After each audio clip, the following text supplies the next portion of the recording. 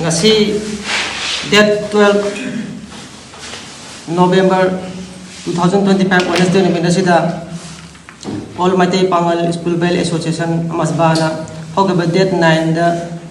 pangthokiba first Thobal district Maitai Make competition adugi result out ngasi taure masida makop thang takiba singdi ahan bada first category 1 gi first position Alia Buya Mayum Mase Tal Master English School gini ani subo position da tari basina Safia Banu MI Academy School gini ahum subo position da tari basina Gulfana Standard Robert Higher Secondary School ado ekoina consolation prize da miyoi manga ama khagale haiba miyoi manga adudi ahan bada Tasmiya Begum Catholic School ani subada Saifullah Yumkhaibam Hauremi Makha Laikai High Madrasa ahum subada Makak Mayum Fahim MI Academy School mari subada Nabila MI Academy School manga subada Rafia MI Academy School sini category 1 gini class 3 to 5 ta tawkiba category 1 class 6 to 8 category 2 gina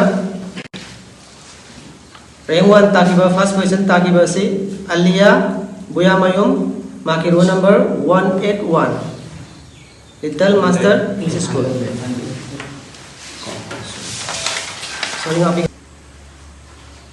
category 2 da first position takiba si Muhammad Wasif maki roll number 008 Catholic School second position takiba si Afan Ahmad roll number 026 Pinnacle Academy third position takiba sina Zaid Ahmad FM maki roll number 108 Mazi Public School Haibas koi second category class 8 to 6 to 8 sigis da soi pana miyoi mangabu consolation oina lakhale haiba miyoi manga dudi ahan bada Makak Mayung Salbia maki roll number 062 Islamic Baby School ani subada Yumkhaibam Irfan maki roll number 063 Standard Robert High Secondary School ahum subada Nazbin